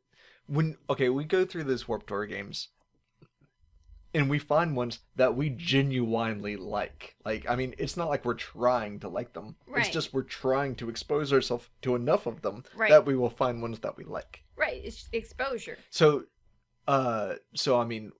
And there's some games on there that are like real games. I mean, I'm not saying that they're not real. Others aren't real games. They're very polished or like like to games depth. that people would pay for. Like, I'm not going to sit in front of the computer for an hour to play a game, so I'm not going to play them. But people who like are asking me this question would really appreciate knowing these exist. Like what? Like that detective game. Do you think so? I bet. I don't. But go ahead. I don't really understand what the original question. How would I describe these games? If someone said, "What are you playing?" in a way that they're ready to listen to you talk about a game that they might want to try. That they might want to try. Right, because she's got to be asking me because she wants to know or talk about or try, I don't understand sharing favorites very much. Right. But I feel like if someone's asking me what a favorite is, it's so they can try it. I gotcha. Here's the angle that I would find myself taking. And it's not, and when I say angle, I'm not saying, hey, how to make friends and influence people. I've never read that book, and I don't really agree with the mentality, which is implied by the title. I'm not trying to trick people. I'm not trying to manipulate. But I am trying to be honest with myself and understand that there is something that I might have experienced that they can also identify with. I might have filled a need in my own life that they have not been able to fill yet, and they might want to know how I did so that they can also try that out, not because it'll necessarily fit, but because they know me. If nothing else, they'll get to know me a little bit better. Right, by they're experiencing asking something because I they enjoy. want... I ask her what she's reading because I want new things to read. Word. She's asking what I'm playing, hopefully because she wants things to play. And again, if nothing else, you're going to see what that person likes, and that informs you about that person to some extent. Correct. So, the thing that I would approach them with... This is me personally. Doesn't necessarily apply. Okay, well, stop. No, it's important for me to say that. This is me personally, where I could say this to someone, but you couldn't necessarily say this to someone because I'm filling a specific need that you might not have. But the need that these games have provided with me is that all of a sudden the art form itself has become something which is engageable with on a non-consumer level. That's You would say that to somebody? huge. Well, no, I'm saying it to you because you understand my language. Okay. To them, I would have to explain it in more depth with different words. Right, but I'm not asking how you would explain it to me. Well, I'm starting out. Okay. Unless I'm getting too aggressive with this No, answer. it's fine. Okay, so games are a priesthood at this point. Like, seriously, people, you might hear a podcast where they're talking about certification on the Xbox or something, or like, whether or not a game got onto Steam. Like, there's games not on Steam. There's this. It's not an intentional, exclusivity, but there's this idea of. I think you described the person you were talking to saying that they only play the top 100 games. Right. There's this exclusivity implied by the idea of there are the best. Those best are the ones that are most worthy of my time, my limited time, and I'm going to spend my limited time playing the understood.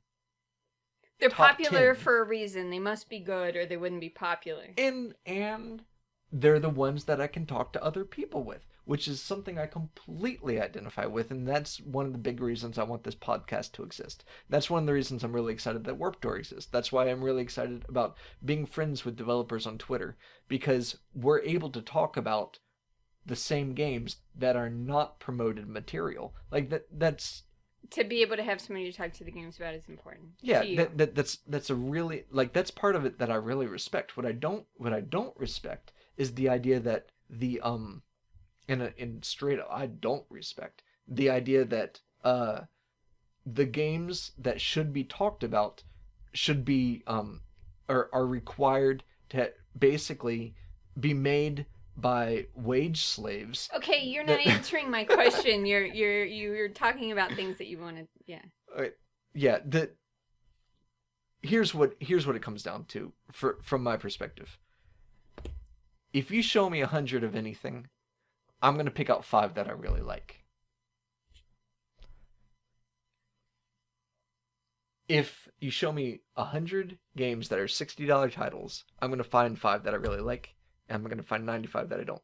Should I stop talking? No, it's just that you are getting fixated on the top 100 part when that's not the question. The question is, how would you talk about these games to her? Not how would you talk about her games to her.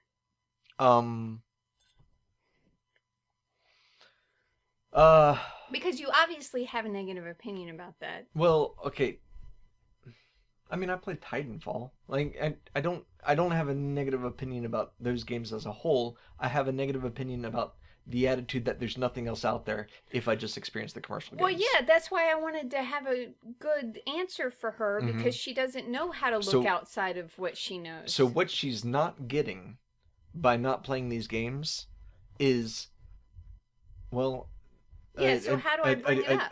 A term I used recently when I was thinking about this type of thing. I was actually talking about music at the time. But feasibility. When you're playing these games, they are not the Great Pyramids. They're not like skyscrapers. They're not alienating in their techniques and their tools. They are something that looks like something that you could possibly make if you spent a month learning the tools. Like that is a valuable quality. That is something that... Well, not just that, but I still feel like they're communicating something. They're not just like, I can make this game. It's not like looking at a Mondrian painting and be like, I can paint that, whatever. I mean, it's still like a specific quality to a person that you feel like you've seen something that they want to communicate most of the time. You just told me that. It's not just the accessibility. Oh, okay. So. And I agree with you entirely.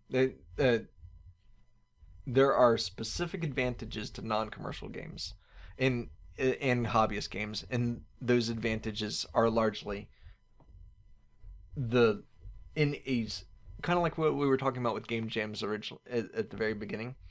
The necessity that the smaller scope puts upon you makes it so that you have to kind of focus on the essentials, and so by focusing on the essentials, you end up with a very pared down kind of pared down concentrate of significance. And so within 10 minutes, I can get an experience that is memorable compared to not commercial releases, which typically gate that behind time. Right, but there's still... And is that not something that she might want? I feel like commercial releases are the same thing as these releases. You gotta play 100 to get 5 good ones. Well, that's why you gotta depend on this podcast. Yeah. Short Free Games Talk podcast. Check out our Tumblr. Not really. But... because we pick out the best of the best. I don't know that that's really true. There's a lot we're not playing. They're just ones that resonate with us. Oh, then stop saying it. I'm sorry, it was a joke that other people might not get. Yeah, they're not here. Okay, my question for you. Okay. What is a beta? In fan fiction? That's correct. Because there's lots of betas. This came up in conversation. Chrissy told me that someone asked me to be their beta. And I was like, what? So in fan fiction world, being a beta is not just someone who checks the grammar of your story, but it's also someone that gives you feedback on your ideas and helps present ideas to help your story. So you kind of run everything by them and they help you clarify your ideas or develop them or tell you when you're going in the wrong way. What would be something a beta should say and something a beta should not say? Well, see, I don't know because I've never been one. And what I feel like, here's what I think a beta should be like. Remember when we had that dialogue exercise recently, and I read you my dialogue, yeah, and you gave me feedback for each line about how, and I told you what I was trying to represent with the line, and you told me about what. See, that's what it's supposed to be like, where you can honestly say, but like you're not we're married, like we're exactly. soulmates. So... I mean, so that's why I have to say no. I can't be this person's beta because I can't be honest with them that way. It's like I can't tell them when their idea isn't good, especially because I don't even like their story. And stories are a lot like games in the same way as like you don't have to write your story for everybody. When you say you don't like it, it means it doesn't resonate with you. Yeah. Right. You understand that it could resonate with other people. When I read that's the where they comments, should choose their beta from. Right. I read their comments. Their story is super popular. People are like, I love your story. I can't wait for the next chapter. This chapter was so good. And for me, that didn't happen. Right. So you don't understand. Right. I am not the person to give them feedback, not just on their story, but I have to proofread for work. And that's not even like something somebody's being creative about. It's straight data. And I'm like, you said something wrong. And like, before he gives it to me, be nice. Don't be mean. Don't give me a hard time. Yeah, like what does emotion have to do with whether or not you did this right or wrong? Right. So I understand. It's fucking data. People are like so tied to things and are sensitive about it that I don't feel confident. Even if I did like the story, I wouldn't feel confident enough to give them feedback unless it was somebody I was really close to. Like, if it hadn't been you giving me that feedback, I would have been like, what the fuck? They don't know what I need to do in my story, even though I know that's not rational and the feedback would be useful. But it's largely because we've spent so much time together that I know the words to use to communicate accurately, right? Right. Precisely. Right. So, how are we going to tie this to games? I mean, because when I heard you tell me that there's something called a beta... Okay, so when Chrissy told me about, do you want to be a beta?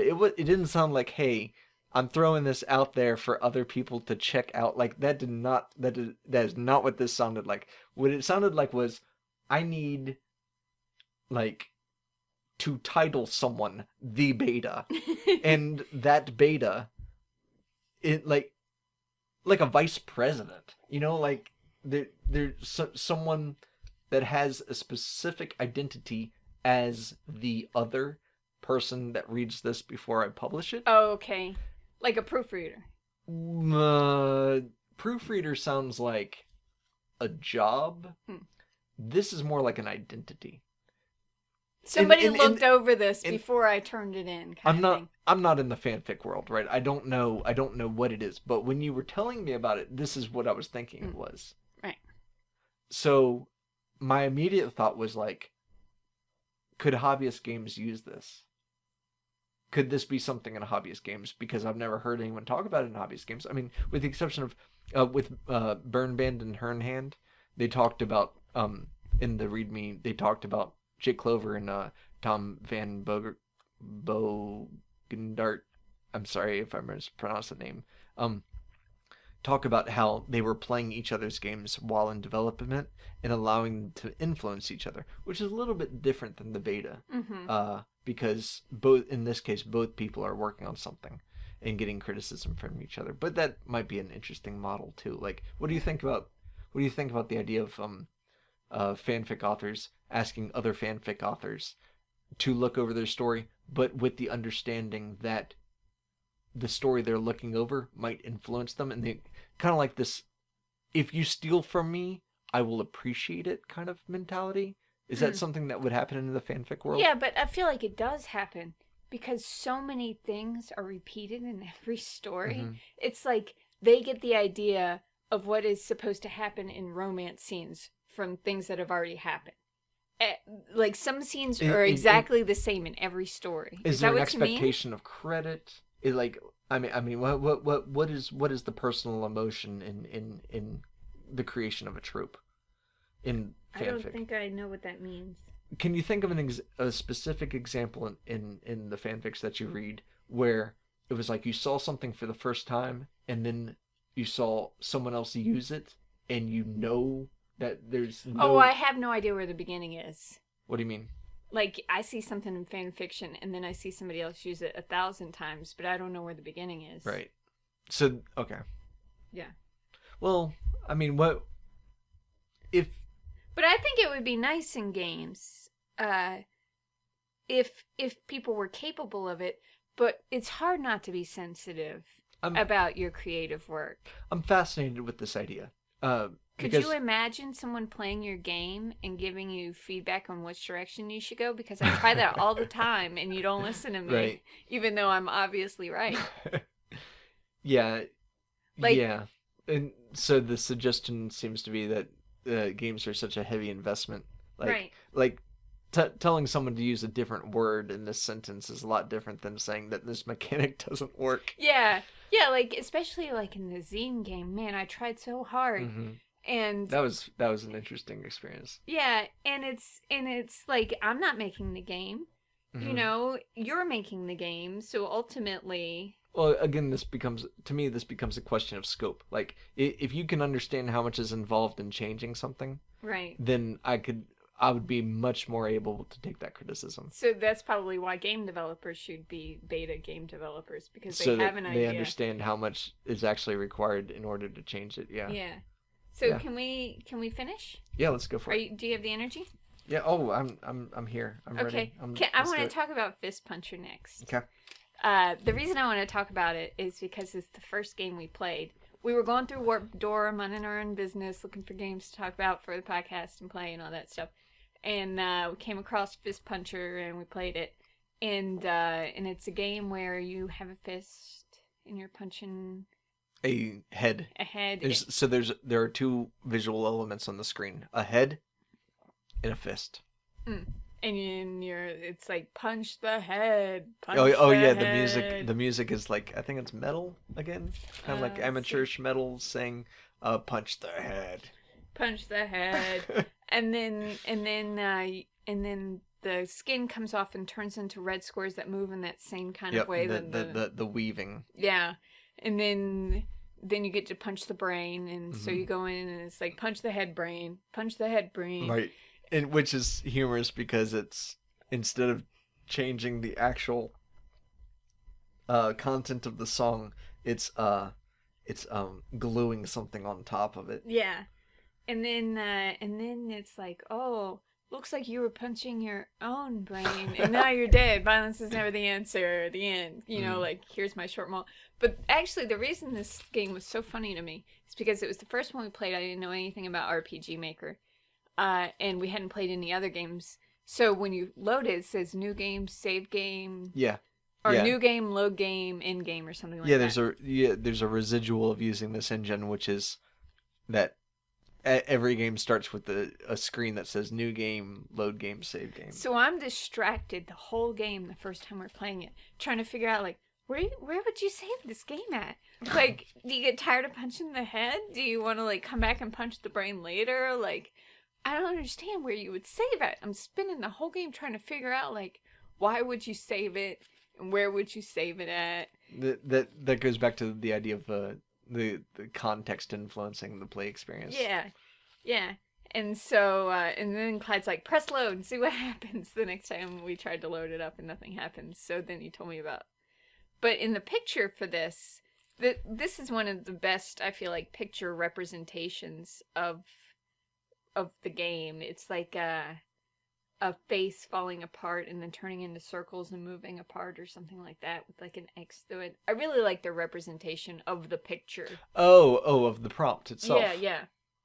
I don't even think I've seen it. I showed it to you.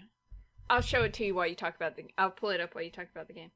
Oh, I don't really have much to say about Fist Puncher except for that it's kind of like got the it's got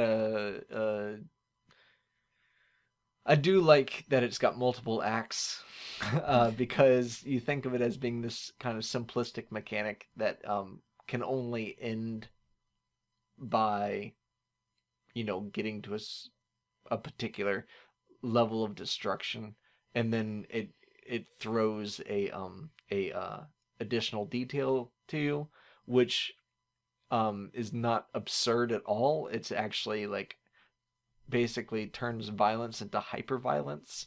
And then I found it honestly repulsive. Like when I was punching the brain, I was grossed out. There was no me trying to be grossed out. I was straight up grossed out. And then as far as the ending went, oh okay, yeah. I remember this photo. It is you're right. It's funny that I didn't remember that because that was my favorite use of a prompt. Yeah. We'll put up a link to the actual Glorious Trainwrecks jam prompt thread thing, so you can see all the prompts for these pictures. Yeah. Okay. So another. I am losing steam. Okay, let's get through it. Another gimmicky kind of fist punchery thing was Butterman. You are some butter. You have to butter some toast, and then you die at the end. Yep. Because you, like, what was it he said in the couch game? Like butter melting into bread. I'm disappearing. You love that connection between those two games. I did. That is something that's really cool because that's something that's very easily done between two games, right? Yeah. But yet you got so much enjoyment out of it. It didn't even need to. Tell me about the difference between that being in a reference to another game and the same bird sprite being used in multiple games. It's the same. I got just as excited seeing my little bird everywhere. Just being able to say, "Hey, I know that connection exists." Yeah. Just like the ponies, the same horses being in the dream thing, horse dreams or whatever. Kind of makes you wonder, like, about a compilation that will never occur, in which when you gaze into the nail, you have the option of going into dream horses, right? And then, yeah, right. And then from dream horses, you have the option to go into shady lights. Some sort of like odd. Maybe that happens in our memory of these games because of the similarities, which is kind of romantic.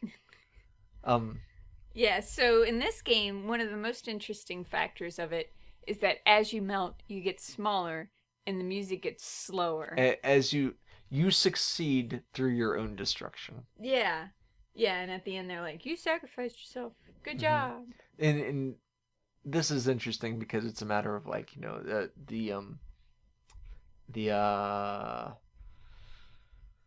I feel like this is a type of humor. Basically anthropomorphizing things that have disposable purposes gives you a new light or a new angle to consider your own eventual demise. Yeah. Since one could look at the history of humanity and culture as being a way to postpone and rationalize the need for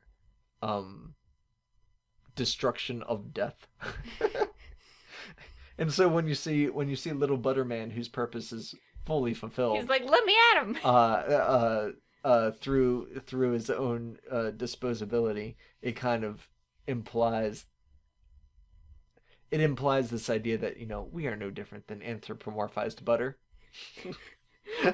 We all melt. I don't know. There's a memento mori quality to a lot of these games. There's a reminder of death to a lot of these games. Yeah. And that, to me, that does complement the idea of fail states and win states, typically, or in multiple cases, being changes of awareness. And so even something as, a simple joke being, a little man made of butter fulfilling his purpose by completely melting in bread, which will now be consumed by a little boy who still has Shutterstock. Which I feel like might be necessary when you're using pictures of children. That joke becomes something more meaningful. So I do enjoy, but is it Butterman? Yeah, and I enjoy the music slowing down because it's like the sound thing all over again. I don't know why music slowing down would be associated with death, but I could totally see it. Like, oh yeah, oh for sure. It's a really good device that I'd never noticed before. It is death through a whimper rather than a bang, right? Yeah, it's like everything's just kind of slowing down. And now we're gone. And that is old age. Nice. Do you want to just stop and just talk about the games we've talked about, or there's one game I definitely want to make sure to mention. Okay, what is it? Raw Meat Town. Oh, I thought it was going to be Horace and the Plant. Nope. It's going to be Raw Meat Town. I think Raw Meat Town is really interesting, and one of the reasons I find it so interesting is because I find it so hard to understand what I find interesting about it. Raw Meat Town was like a seizure for me. It's like flashing red grid movement, and you're black, and you have very limited movement. This was like you in the other game. I couldn't figure out how to move. It's as if they took the movement from Unknown Planet, mixed it with the collision system of the bird game, so that the collision... I get the impression that the walls actually move in Raw Meat Town. They do, because you have to wait for those dark red ones, I think, to move, and you can't move against those, and they move. They kind of paralyze you, and it's not like this game has enough of a complex logic to be like, oh, I'm paralyzing the player for multiple seconds. I should move away so that they have a chance to move again. Like, I don't get that impression from this game. I think that you're just kind of fucked. So the thing... So, and then it's also got the weave pattern that you were talking about earlier, where it's like it's got a movement of pieces of a source photo, kind of weaving against each other, and it appears that there are multiple layers of it, possibly one in the background, one in the front ground, and maybe one that's actually causing collision on the player's ground, and so this mixed with, let's see, I actually wrote down a description of the music. I'd say grindy monster sounds. I said something way more descriptive. No offense, Chrissy. Oh, offense taken. I gotta find it here. Here we go. The noise palette is like being smothered by injured elephants and beached whales. and It's only a little bit more. And that mixed with the mechanic of confusing collision, confusing player visibility, creates this sensation that I am like smothered by meat, or like navigating through raw ground beef, and that's not anything I would ever imagine someone finding worthwhile enough to make a game about. But I'm glad it exists, because now my spectrum is that much wider. You have seen what it's like. It is. This is such a good study of a game managing to be valuable to me, not through creating even an interesting theme, but just through creating a mechanic, a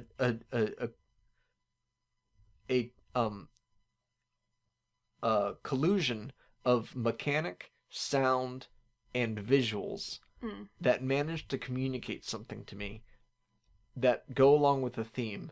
And you could say, okay, well, it's the novelty of the theme itself that you find valuable in that, but no, it's not. It's the combination of the three creating the sensation of that experience, right? That you actually feel like you're having it. And the novel aspect is, it's not valuable because it's novel. It's valuable because it's novel enough that I can see that combination being successful in a very different way than I've seen it be successful before. So it's the novelty of how those elements combine to create something significant, not the novelty of the theme itself.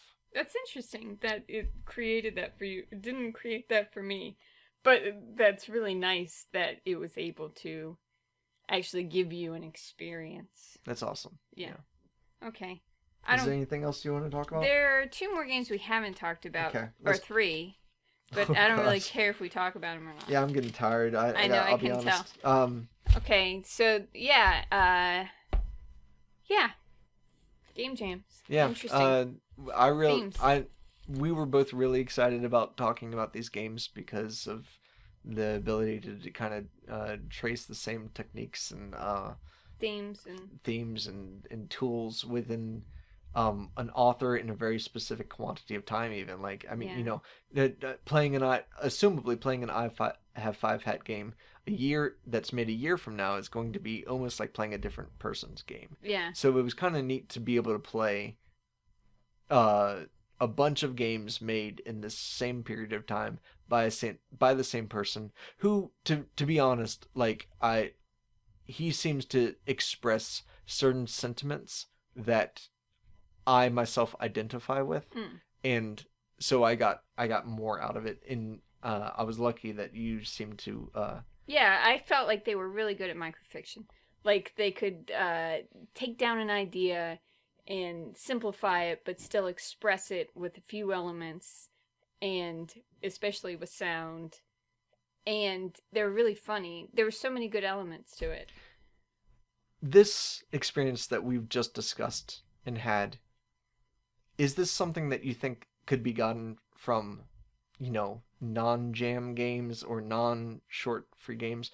Going back to the question you were asking about, what is it about these games that I can use to communicate to someone else? You see where we're going here? Yeah, but I have had real experiences from other games. I can't believe I just called them real. From other games that made me feel like I was actually having a real experience. Real experience. See, I guess I was trying to compare it to how you felt with Raw Meat Town? Yeah. Or for me... Oh, me too. Or for me, with 1 minute to live, I really felt like the arbitrariness of it, but also the importance of it. Mm-hmm. Like, you were torn between those. It was a definite experience. Well, what I'm trying to point out here is that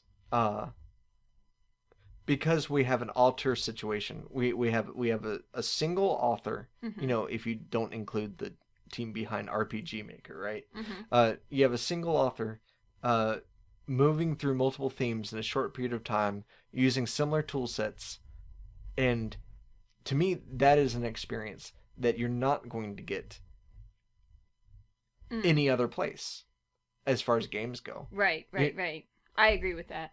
I find that valuable. It is definitely a valuable experience, and different than playing one of the Game Jam games, right? Or playing just one game off a Warped Door. All week after once we started discussing the idea of potentially talking about these or specifically Dennis Carr's games from this Game Jam, Chrissy has been so excited about the possibility ever since we discussed it. She's like, I'm so excited that we're going to, or not, I'm so excited. It's like, I'm really glad that we're going to talk about these games because, she keeps on or when she was talking about it earlier in the week, she kept on saying, because it seemed like she was constantly bringing up playing one game and not really appreciating it. Yeah, honestly, I mean, I don't want to say this because it sounds horrible, but honestly, I had such a negative opinion about Game Jam games before this,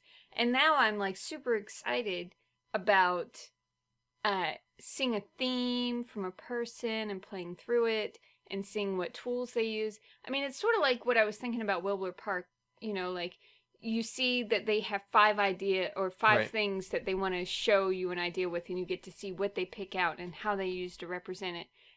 It's personal and an interesting. It is It's almost personal. like you're reading their zine or something, Right. But see, if I just played one of the games, I would dismiss it.